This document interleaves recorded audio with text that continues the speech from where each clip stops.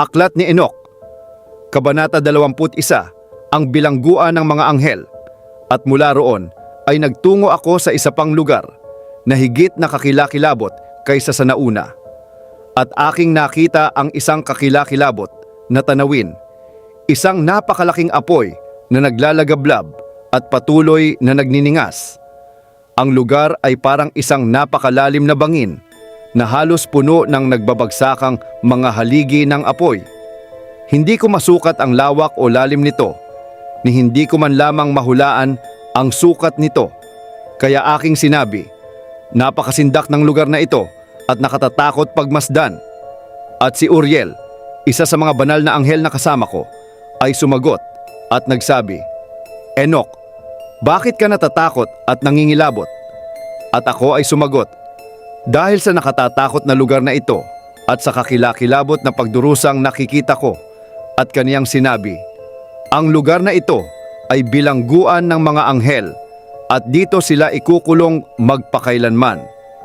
Kabanata 22, ang mga dako ng mga kaluluwa. At mula roon ay nagtungo ako sa isa pang lugar, sa isang bundok na yari sa matigas na bato. Doon ay may 4 na malalawak at malalalim na hukay.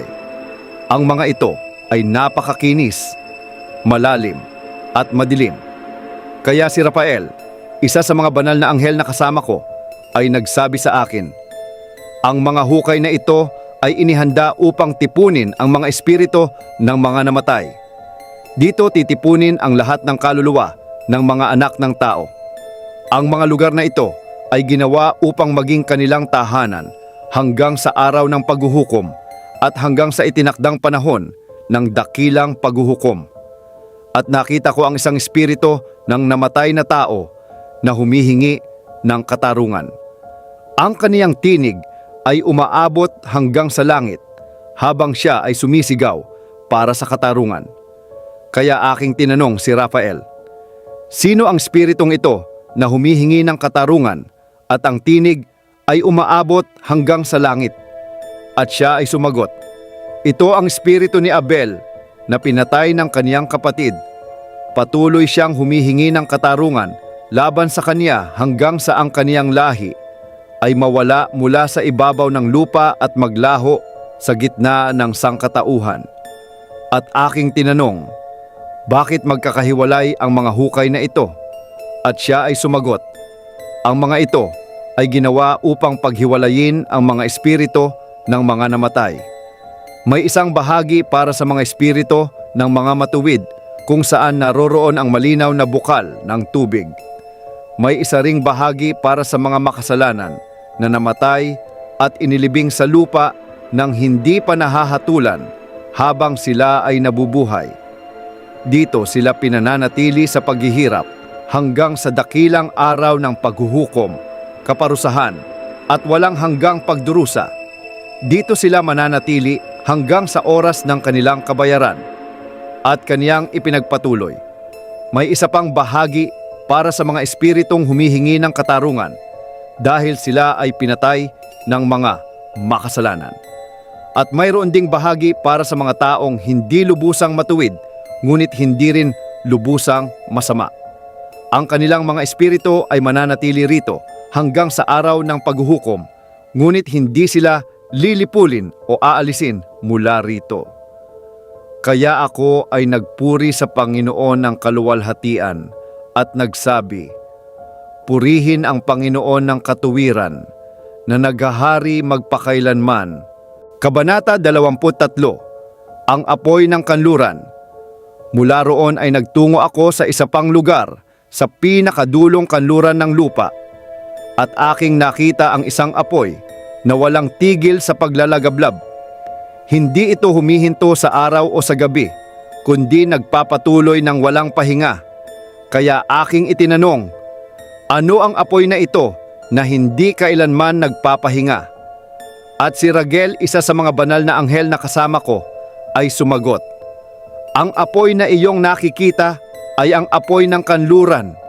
Ito ang apoy na nagpaparusa sa lahat ng maniningning na nilalang sa kalangitan na lumabag sa kanilang tungkulin. Kabanata 24, ang luklukan sa lupa at ang puno ng buhay. At mula roon ay nagtungo ako sa isa pang lugar sa lupa.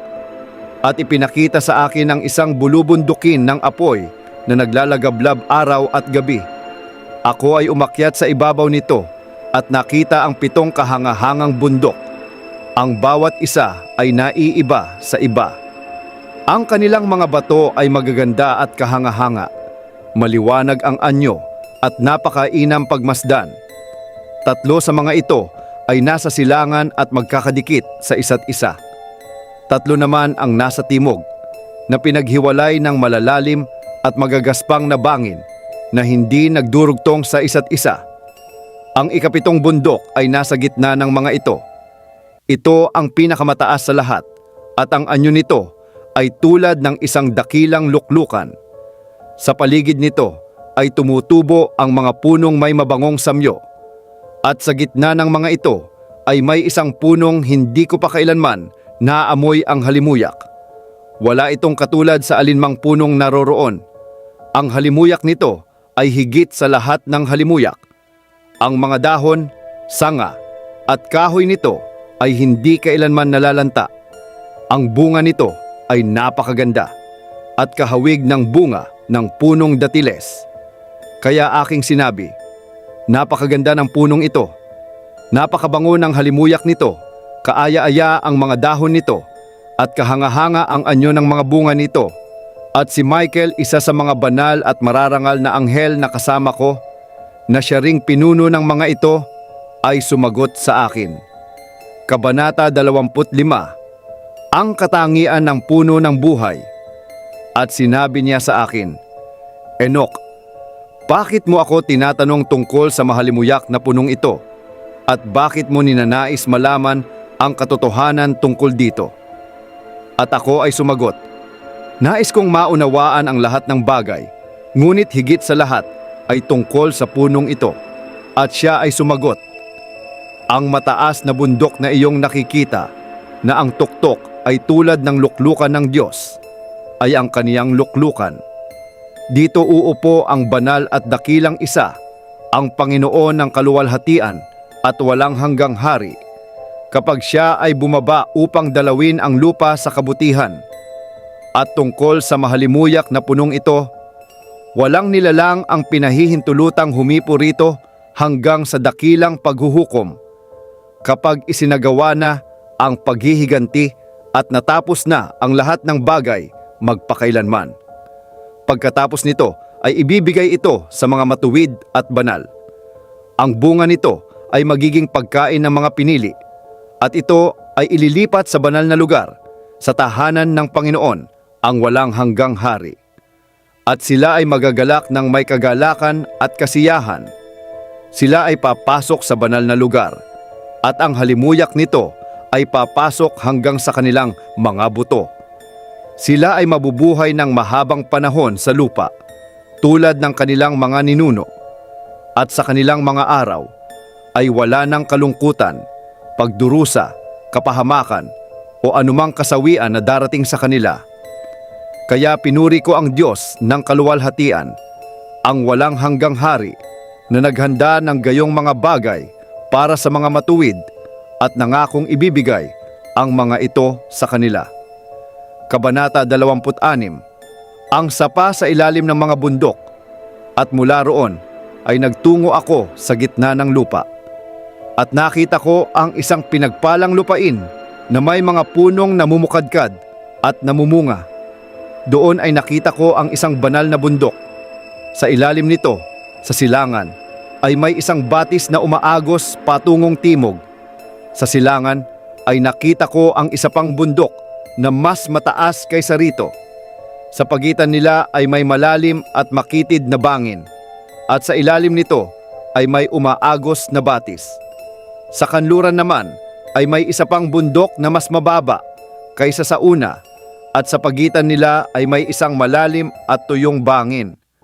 May isa pang malalim at tuyong bangin sa dulo ng 3 bundok. Lahat ng bangin ay malalim at napapaligiran ng matitigas na bato. Walang punong tumutubo sa mga ito, at ako ay namangha sa mga bato at sa mga bangin.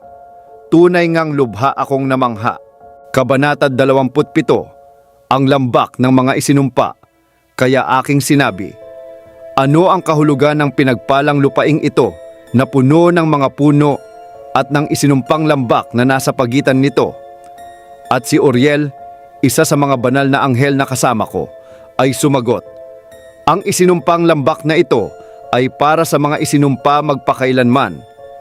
Dito titipunin ang lahat ng nagsalita laban sa Panginoon ng mga salitang puno ng kapalaluan at kalapastanganan laban sa kaniyang kaluwalhatian.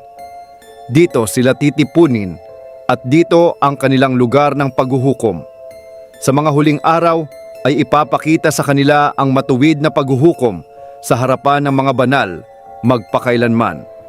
At ang mga tumanggap ng awa ay magpupuri sa Panginoon ng kaluwalhatian, ang walang hanggang hari.